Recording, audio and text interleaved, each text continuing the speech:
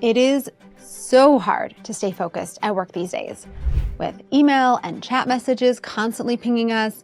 And if you're anything like me, maybe you have a few dozen Chrome tabs that are open, just begging for you to look at them. Plus there's like the sticky notes and everything else that is just vying for our attention.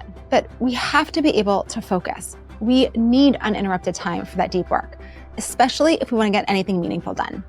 So thankfully, today's guest is going to share tips and strategies that will enable you to get and stay focused. Today's guest is Marcey Rader.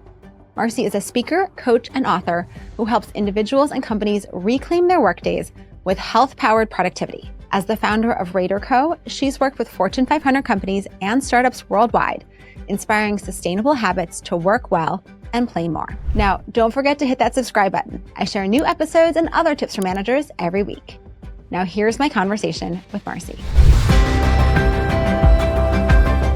Thank you so much for joining me today, Marcey. I'm really looking forward to this conversation. I got a chance to read your book, and I love that you opened with focus, because I think so much of all the productivity problems in the world kind of come down to focus. And so I'm really excited to dive in with you today on the topic of focus and what we can do to help ourselves be more efficient and effective in the workplace. But before I keep going, remind us, what's the name of your book? Reclaim Your Workday: Sustainable Productivity Strategies for the New World of Work. Let's start with how you think about focus. Like, what is focus? What does it mean to be focused? What's the problem and what's keeping us from having sustained attention? I'm so glad that that was the chapter that, hit you so much and what you wanted to talk about, because the reason it's my first chapter is it is the core for everything else. If we think about where we are distracted, email and chat communication in our meetings, we're often also looking at emails while we're in a meeting. I have a chapter on vacation and time off.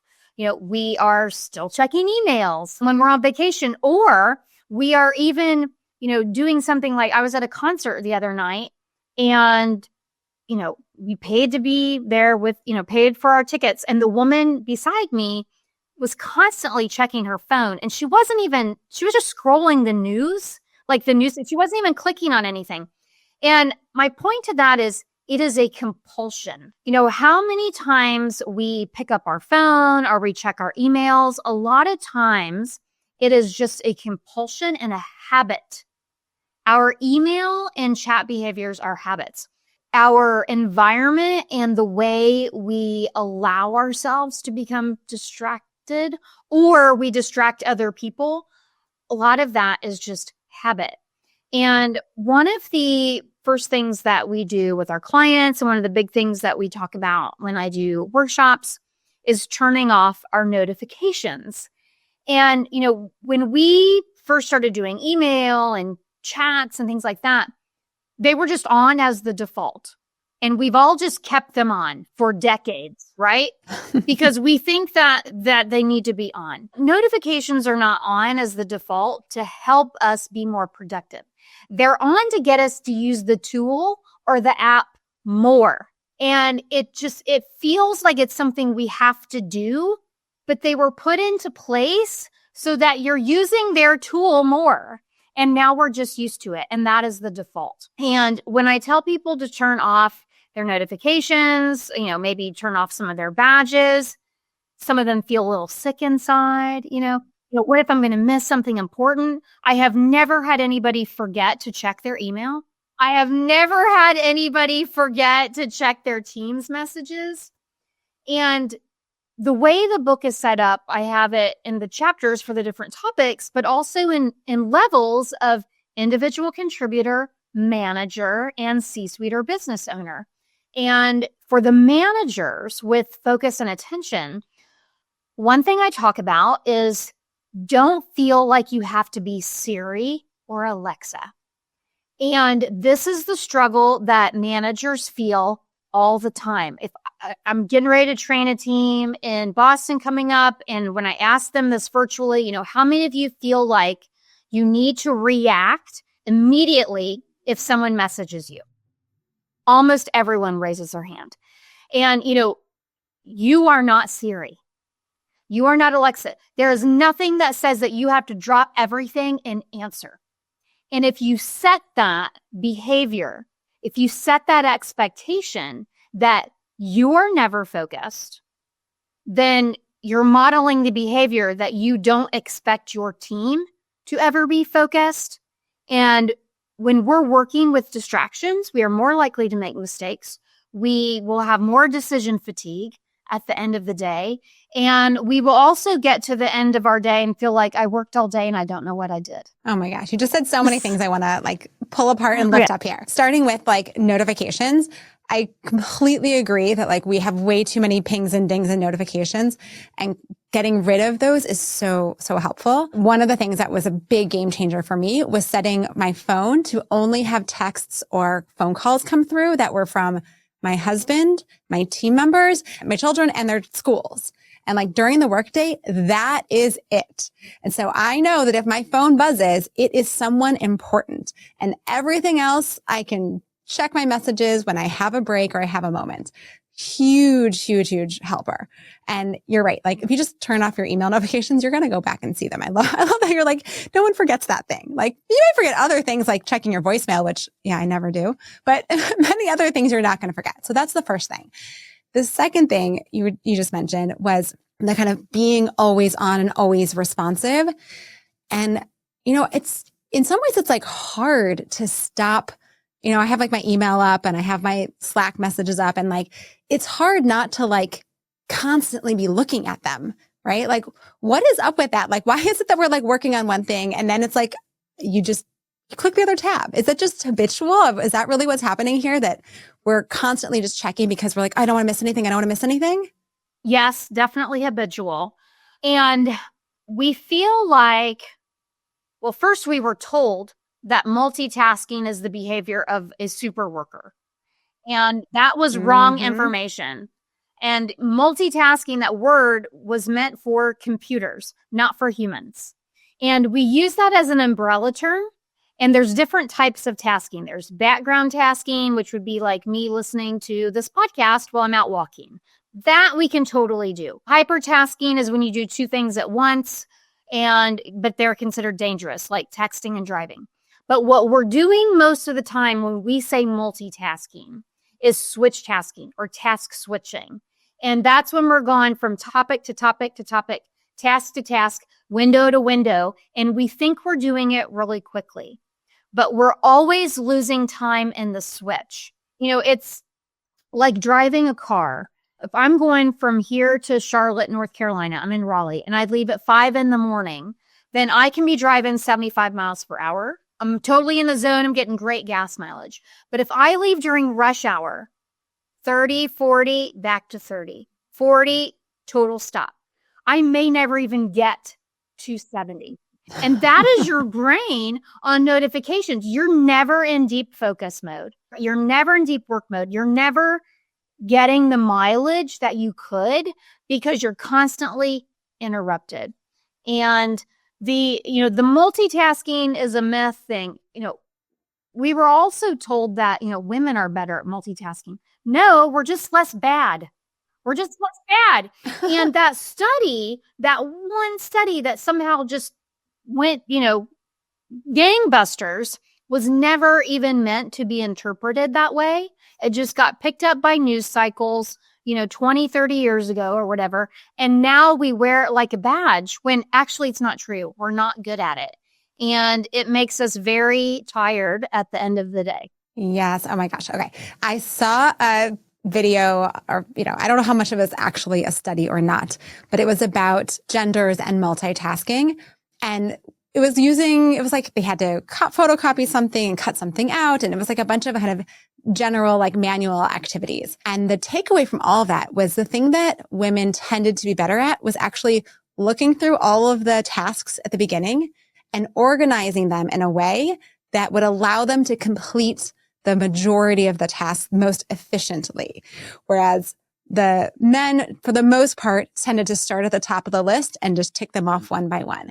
And regardless of like gender, what I thought was really interesting about that, and when it comes to kind of task switching and multitasking, is that it's really about what do you need to do in what order, right? And if we're inserting the wrong tasks at the wrong places, it's really not helpful for our brains. It's really not so efficient, right? So if we're inserting email in the middle of writing a document, probably not the right place for that task.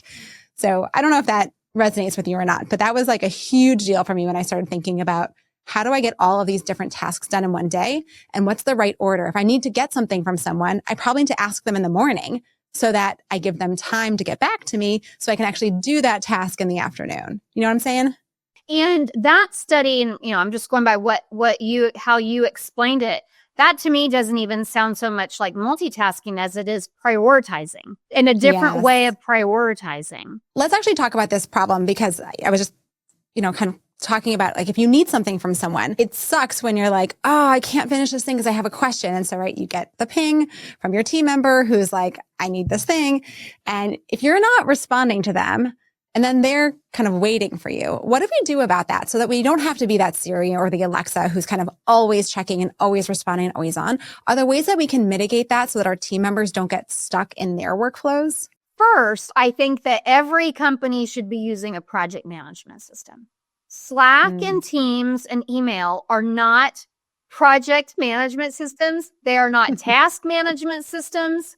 And so much communication would be eliminated if companies had a project management system and used it. I have a podcast episode called, Why Companies Will Never Get Out of Email Hell. And it's because they don't have a project management system. And if companies used one, and everybody knew that this is how we communicate within our project management system, there wouldn't be as many of those I can't find this, or I don't know what this is, or what is the status on this. So many emails and chat messages are just asking about updates on something. And if you were using a project management system, you would never have to ask for an update because you could just go and see what somebody's working on or if they've completed it or whatever. Now, with, how often you need to check, respond, and so on. It depends on the role. It depends on the industry that you're in. I work with a lot of biotech and pharma, and, some of them, if they are dealing directly with patients, and, I work with a lot of rare disease biotechs, if they're working with patients, they may need to be available more quickly than in, my clients that are accountants. But everyone deserves some time throughout the day that they are not connected to their Teams or their Slack. And so maybe it's, especially for people that work from home, I always ask, do people know exactly when you start work? Do they know that you start at 8:15 or 8:45? Probably not. If they do, it's because you have your Teams on and they can see that you're now at your desk. So turn that off, and save your first 30 minutes just for you, the last 30 minutes of your day just for you. Work offline in your email, turn your Teams messages off, and that is your block of time to, get organized or to close out your day, whatever that is. And it could also be that throughout the day, if you're used to having your Teams and Slack on all the time, then maybe it's that you just have pockets where for 30 minutes or for 1 hour, I'm just going to close out of my Teams, not do not disturb, but actually close out of your Teams. If you do have it or keeping it open, it actually relieves some of that anxiety that your team members feel. If you put as your status message, like focusing until 4:00 or, deep work until 3:30, because then they at least know oh, it's not all day. It's just, I just need to wait a half an hour, or I need to wait an hour or something, because, there's always those people that will email you and then they chat message you and then they call you because they're just worried that they're not going to get the answer and they don't know when. So putting that status message can actually be really helpful for that too. I really love that, using your status message to tell people when you're on and when you're not going to be available, and using specific times. You're right. It totally alleviates the need for multiple pings. And also they can then plan their day better because they know when they're going to get that answer and they can reorganize their workflow. So such an important tip. I want to make sure that people realize what I am not saying is to have an out of office message that pops back in their inbox and says like, I check email at these times. Do not do that. Or I'm focusing for an hour. Don't do that. This is your status message in your Teams or your Slack.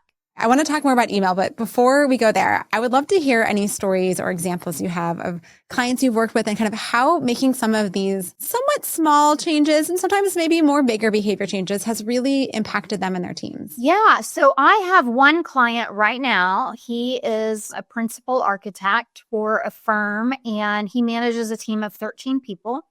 And he felt like they were, kind of coming at him all throughout the day, but he wanted to be available to them, but didn't know how, as an architect, he needs a lot of deep work time. What we did was we implemented an office hour for him every day. And he just told everyone, unless it is an emergency, then can you bring it to me? Doors open from 4:15 to 5:15 every day. If you can wait until that time, awesome. If it has to be, done earlier, then, of course, interrupt me. But it has worked beautifully. It's worked beautifully because people will often save up and, it's not like he has a line out the door. It also helps people realize that it's not a lot of what they're asking isn't urgent. That's one aspect of it. I also had someone who really felt like she needed to be available at all hours for her team because she knew that they worked at night and on the weekends a lot. They were a startup and they were all, burning the candle at both ends. I said, let's just try for 1 week that you cut it off at 6 p.m. and you let people know that you're cutting it off at 6 p.m. So she did that. And what she realized was all of the messages for that first week that she got after 6 p.m., none of them were urgent. All of them could have waited until the next day. And then that made her realize that had she replied, then it would have kept the conversation going. And not only would they have kind of infiltrated her evening, she would have been doing it back to them. For about 10 years now, she has been able to maintain this 6 p.m. cutoff, except for times like they've had some audits where she said, okay, I'll be available at night or weekend, but only in this channel, not email and Teams, only Teams. And when the audit is done, I'm going back to the normal. And nothing bad has ever happened. Wow, those are such great stories. And I think the office hours piece, I just had one of my previous clients was telling me she implemented the same thing with her team and how powerful it was in getting her to be able to be more focused and having her team members know when she'd be available. And I just think that's a technique that everyone can use, whether you're in person or you just open your Zoom room and same link every week and people know they can just pop in when they need you. And they don't have to stay for the whole hour. They just come and go, right? So powerful. It's not wasted time. They're not just sitting on Zoom waiting for you. They're working until you let them in the room. And then also, yes, the question, exactly. Because it's a Zoom room, they're getting in and getting out too. It's not like a one-to-one. Creating those boundaries in the evenings is so healthy. It's healthy for us. And I would imagine in both cases with kind of both strategies, or maybe you should tell me, I'm curious, do people become more independent because they can't rely on you to get back to them so quickly in the good ways, right? That they're like, oh, I could ask Mamie for this thing, or I could go spend 5 minutes looking for it myself, right? Or I would love some, direction on this, but like maybe I should just, move forward and then check in with her after I'm done and make sure I did it correctly. Have you seen Absolutely. that too? And one gentleman that I spoke to a few years ago, we've maintained some contact. And he sent me this picture of him trekking up some snowy mountain somewhere. I can't remember, but he had to have Sherpa. And he said he realized that as they got higher and higher and it got harder for him to talk and breathe and everything, that his Sherpa gave him fewer answers until he just wasn't talking at all because he was conserving his energy and so. And he made this connection with leadership and how, sometimes, like this Sherpa was just like sitting back and letting, like he knew that he needed to let me do my thing. And he made this connection that, I'm talking too much. Sometimes I'm inserting myself too much. I need to let them, he didn't use the word struggle, but, figure it out and just be their support and not be the one that, takes them there. And I thought that was a really interesting insight to get like that. Oh my gosh. We are training our people to rely on us in good ways, but also sometimes in like less helpful ways, right? Like they can become more reliant and less independent if we're always there to jump in. So love that metaphor. Okay. Let's talk a little bit more about email, partially because it's definitely one of the big distractors, but also because like it just feels constantly overwhelming and it takes up, right, for some people, 2, 3, 4 hours a day to get through. So it's kind of like, how can it not be distracting and pulling your attention away from everything else? Because it's just such a huge mess. So any thoughts on what we can do for ourselves, but also within our team structure to just streamline or eliminate emails altogether if it's possible, other than getting into a big project management system, which obviously everyone should, but that's a whole other thing. And email it's getting worse because there's so many bots and, spam, and it's really getting worse. But from a team perspective, a couple of things you can do is decide and make it known how to use the CC. People will often copy way too many people. Managers get copied on everything. And as a manager, you need to be okay not being copied, because sometimes your asking to be copied is disempowering to your team members. But if you are copied on a lot of emails, I recommend creating a folder just called copied, and then creating a rule, which I'm not going to use the time to explain how to create a rule, but the internet is great for Googling that. But create a rule that any email that you are copied on goes straight to that folder. It never goes to your inbox, straight to that folder. Because if you are in the copy, it means you do not have an action. It is just FYI. Only if you're in the to do you need to do something with it.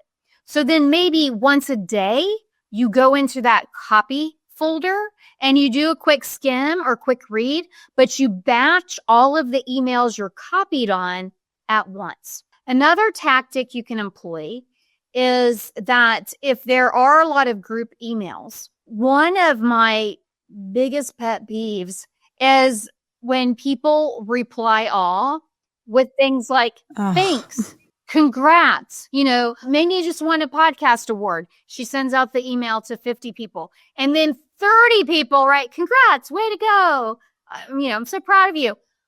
We do not need to see that. So at the bottom of your email, type no response necessary or respond only to sender. It's actually a shortcut in my email. If I type NRN, it just types out in italics, no reply necessary. That's a couple of things that can help decrease the volume of a manager's inbox. The reply all, literally, I'm like, why do people do this? I want to understand the psychology of this, because we had a group lunch at my office, and the woman who's organizing sent out the email saying, here's the menu. Please let me know what you want. And like 4 people wrote back to the whole group with what they wanted for lunch. Yeah. I was like, why do I care what anyone is eating for lunch? This is so frustrating. And they just kept coming in, right? So I cannot emphasize enough to really talk with your team about how to use, as you said, the to, the CC, the reply all. So helpful for reducing email clutter. And whoever sent that email out on your team, the upstream to keep that from happening would be to have said, like at the bottom of the email, please only reply to me with your menu, or only reply to me with your lunch choice or something. What do you think about after the first person replies all, writing back to the whole group and be like, reminder, please send to me, right? It's another email, but hopefully it's going to minimize the rest of the group following suit, because it does feel like there's a little bit of momentum. Oh, yeah. Right? And sometimes people think like, oh, were we supposed to reply to everyone? And I feel that way with emails like congrats type emails, is that like, I want people to know that I congratulated Mamie. 2, But this next little tip always is controversial. Some people are like, no, I'm not going to do it. But I actually forbid my team to reply thanks. They thank me forever. Like if it's just a habit for them to type back thanks, I don't need that, because what a lot of thanks emails are just acknowledgments that you got the email. And I trust that you got it. I trust that you read it. I don't need you to thank me for it. Sometimes it's actually funny to me because I might tell somebody like all this stuff they need to do and they're writing back thanks. I'm like, no, you're not. You did not thank me for that. Or it just doesn't even make sense. It's just a habit to write back thanks. So I'm like, don't do it. Like, just no thanks emails. Unless you actually mean it. Like there's something that I did that you would say thank you. That's so great. And I can completely see how that could be very controversial. Well, I'm in the South, Mamie. People down here, they're like, what? I have to think. I'm like, but you're not really thinking of, you're acknowledging their email. It's different. And you're just cluttering up my inbox. Even the acknowledgement, I have one client who was getting some negative feedback from about one of her team members who wasn't responding fast enough for certain things. And what they realized was it was usually requests that she needed a few days to go like gather information or put something together for them. And people thought that she was just ignoring their emails.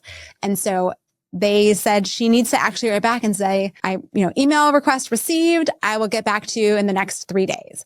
And that they wanted to know that she received it. But then there are other times where you're like, I don't need to know that you received this. So like, don't clutter up my inbox. So it feels like that's another place where creating some sort of normalcy around like, how long is it okay to wait before you respond to something? When is a confirmation email appropriate? And when can we just say, we're assuming you saw something. I agree. And with that particular example, if it's something like they're waiting on something from her, like for her to reply back and give them the timeline, that makes sense to me. Like that means something. But if you asked me for my headshot and bio in an email and I replied back with my headshot and bio, I don't need you to reply back thanks. That's the type of thing that I'm talking about. Like to that, it would just be like, and I have to click delete. Yes, I'm following. Okay, but we are out of time. So Marcey, can you tell us about a great manager you worked for and what made this person such a fabulous boss? Yes, her name was Jackie Cunning. We were remote. I did not meet her for like 6 years in person. But yet I felt so close to her. And it's funny to me when people are like, oh, how do I have a remote culture? How do I get close to my team? I felt very close to her. And we didn't even have web back then. It was all phone. And she was able to have a team that really felt connected without any of the technology that people feel they have to have today to be connected. And for me to pinpoint exactly what she did, I really don't know. I mean, when we would have one-to-one, she would always ask me, some personal questions as well. But, I think about her a lot as the model for me when I also managed remotely, is that, we actually don't have to meet on Zoom and we can feel very close to each other, even if it's just by phone. Phone still works. Phones still work. Amen to phones. And also they can reduce clutter in our inbox and our pingings and all those things too and help us stay more focused. All right. And where can people learn more about you, get a copy of your book and all that jazz? Yes. So RaderCo.com is the company website. MarceyRader.com is my personal website, speaking website. But the book, which again has levels for managers in every chapter, is ReclaimYourWorkday.com. Thank you again so much. Such a fun conversation. I definitely got some good little tidbits I can't wait to implement. Good. Thank you.